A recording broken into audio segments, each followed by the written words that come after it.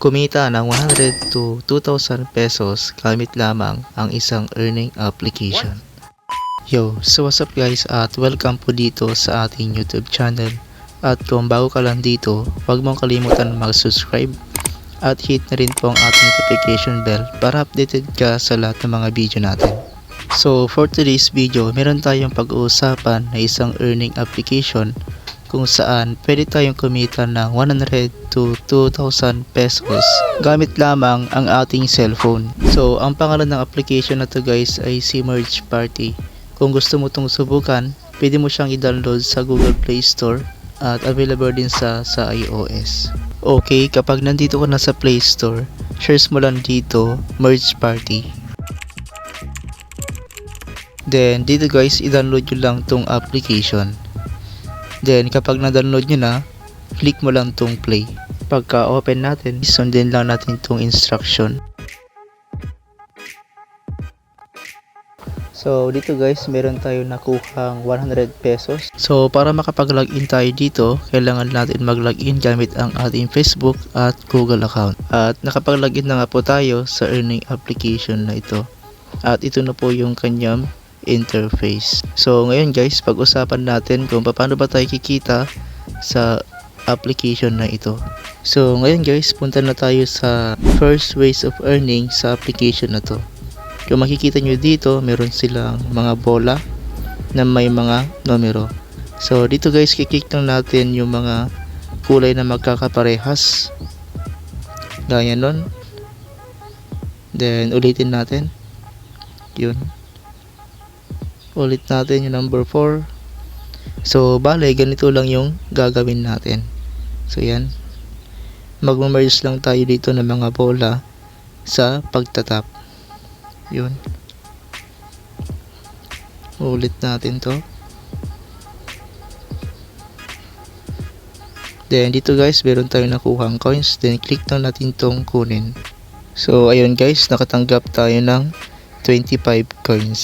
So ganito lang po yung gagawin natin sa kanilang laro. Magtatap lang tayo ng magkakaparehas na kulay o numero. So ngayon naman guys, punta naman tayo sa iba pang ways of earning sa application na to. So dito guys, makikita nyo meron silang gawain. So click po natin yan. Dito guys, ito yung mga tasks na pwede natin gawin para po makakaipon tayo ng coins. So pwede tayong manood ng video, maglaro, oras na naka-online, mga synthesize. So ito. So ito po yung gagawin natin para po makakakuha tayo ng additional coins. So ngayon naman, punta naman tayo sa iba pang ways of earning sa application na to. So dito guys, makikita nyo meron silang invitation. So click po natin tong invitation. Then dito guys, pwede tayo makakuha ng 200 coins kapag naglagay yung friend natin ng invitation code. So 200 coins po yung makukuha natin. Plus meron tayo makukuhang 40% sa kanilang earning. So commission po natin yan 40%. So dito guys, mag-imbita ng kaibigan.